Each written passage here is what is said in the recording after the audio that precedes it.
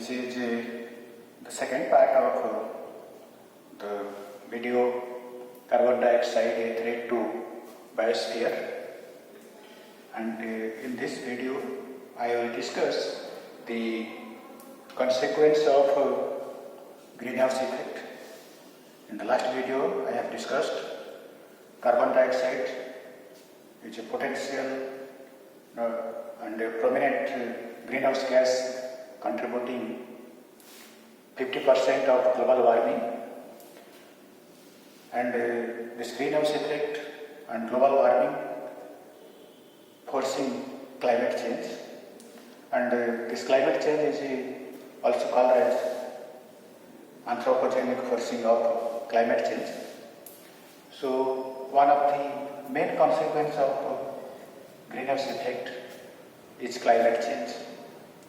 So due to climate change, in temperate zone, the summer will be longer and hotter, the winter will be shorter and warmer. The tropical oceans will be warmer, resulting in more cyclone and hurricane. As you know, the Bay of Bengal is the tropical ocean of India, and it is becoming more warmer, so we are witnessing frequent cyclones. Generally the cyclone month is from September to November. However, in the month of January and February we are also witnessing these cyclones frequently because of this climate change and global warming. The rainfall pattern will undergo a drastic change. So as the rainfall pattern will change, it will also change the agriculture and the food harvesting. It will affect the food harvesting, etc. So then the next consequence is increased water vapor, water evaporation. So water evaporation will be more because of the warming up of atmosphere. Evaporation of water from aquatic bodies and soil will increase water vapor in the atmosphere, resulting in amplification of global warming. Because when there is more water vapor in the atmosphere, the global warming becomes more. But when this water vapors can form cloud and condense in the form of rain, then cooling occurs. So the loss of moisture from soil will make it unfit and unproductive. Loss of moisture from soil will make it unfavorable for existence of soil organism. Due to the warmer atmosphere, the soil vapor, soil moisture will vaporize, and that will affect the agricultural pattern, and also this will be unfavorable for existence of soil microorganisms. Then the another consequence is the increased threat from pests. In warmer condition, the activity of different pests and insects will increase, resulting in a decrease in crop productivity. So the warmer condition facilitate the growth of pests and insects, and ultimately they attack the crop. So the crop productivity decreases. So this leads to the food crisis for growing population all over the world. Then incidence of infectious disease. The warmer condition increases the activity of vectors like mosquito, flies, snails, etc. And these vectors become favorable condition for incidence of diseases like malaria, dengue, yellow fever, etc. So these fevers will be more frequent and widespread, like epidemic. Okay. Then the next consequence is the increased rate of microbial action. So when the rising temperature that favors decomposition of organic matter, thereby releasing more amount of carbon dioxide. So due to increased microbial activity, the organic matter decomposition faster and more carbon dioxide enter to the atmosphere. Then another consequence is generation of ROS, that is the reactive oxygen species. So more reactive oxygen species generated in the atmosphere due to heat stress, greenhouse effect results in the formation of different reactive oxygen species which interact with the different biomolecules causing their degradation. So these reactive oxygen species are very reactive and they act to degrade different biomolecules causing harm to the biosphere. Then the most important consequence is the rise in sea level.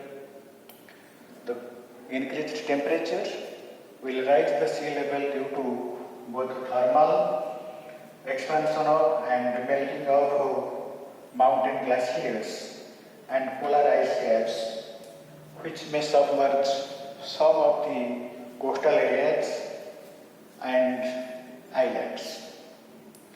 And as you know, the coastal areas are more fertile because of deltaic region and densely populated and agriculturally more rich and productive.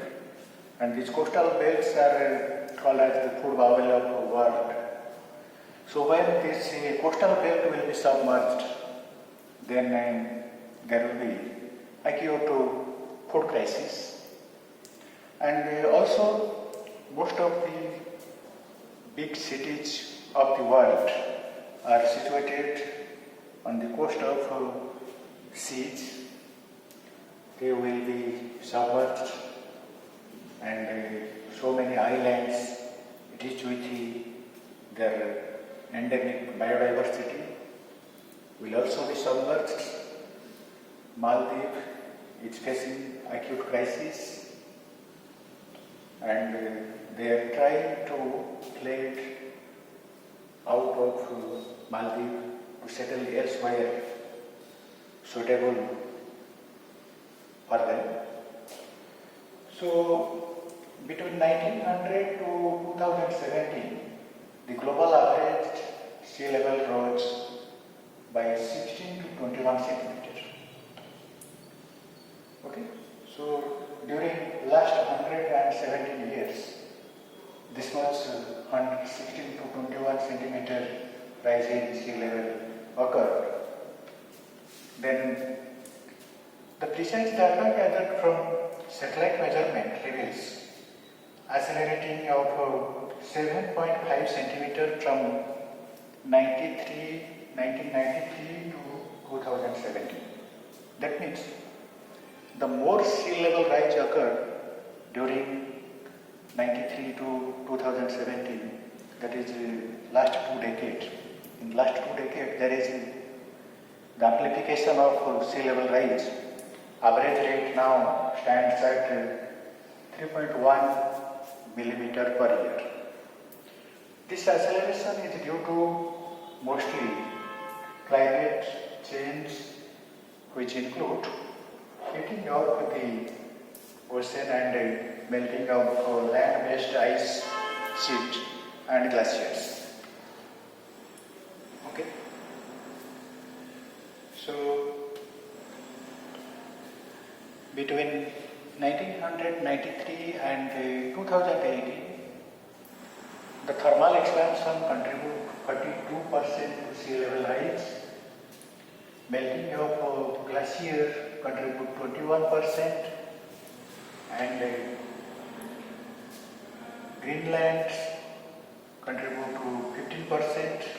Okay, and Antarctica contribute to 8% to sea level rise. The recent data, that is 2020, the global sea level set a new record of 93.3 mm above 93 level. The rate of sea level rise is accelerating. It has more than doubled from 1.4 millimeter per year throughout most of the 20th century to 3.6 millimeter from 2006 to 2050. So the global sea level rise is almost accelerated. In many locations along the US coast, high tide flooding is now 300% more than 900% more frequent than it was 50 years ago. Even if the world follows low greenhouse gas pathway, global sea level will likely to rise at least 30 centimeters above 2000 level by 2100. So if the minimum or low greenhouse pathway will be followed globally, then at least 3 centimeter rise of sea level is must by the end of 2100. If a pathway with high emission followed, the worst case scenario of as much as 8.2 feet above 2000 level by 21st century and cannot be ruled out.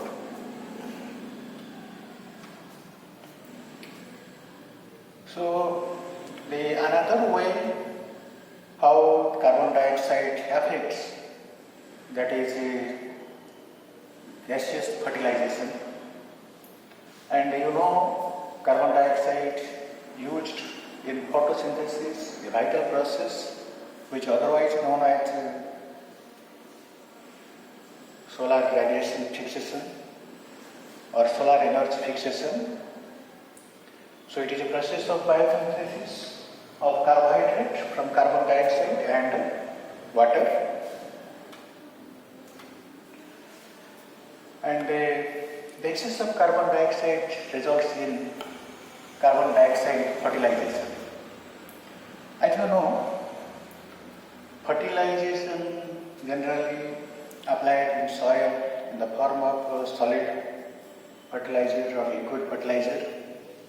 However, this carbon dioxide acts as a gaseous fertilization because of its excess concentration in air, and it has several consequences. So the higher carbon dioxide in the atmosphere favors photosynthetic activity. As I told, carbon dioxide is an important ingredient component of photosynthesis. So it favors photosynthetic activity and causes excess synthesis of carbohydrate. Such a process of synthesis of carbohydrate in presence of higher amount of carbon dioxide is known as carbon dioxide fertilization.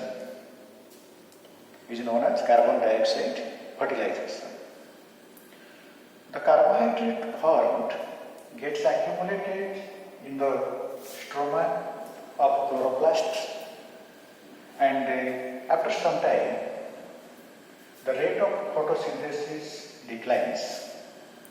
So excess carbon dioxide increases the rate of photosynthesis at the beginning, and after some time the rate of photosynthesis declines.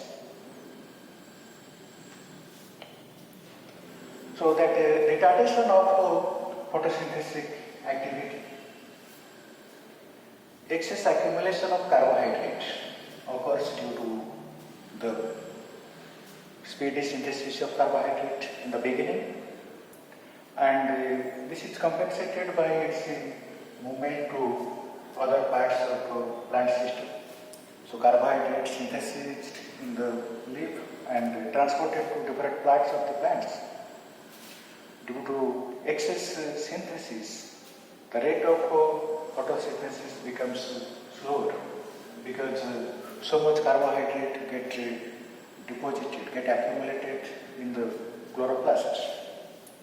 So inhibition of protein synthesis, the excess accumulation of carbohydrate inhibits synthesis of protein and amino acids. Protein and amino acid synthesis become inhibited because of excess accumulation of the carbohydrate in the leaves. Then generation of less efficient biofertilizer. Okay. So carbon dioxide fertilization results in plants of higher carbon and lower nitrogen content. Okay. Because of excess synthesis of carbohydrate, the plant body become rich in more carbon and less nitrogen.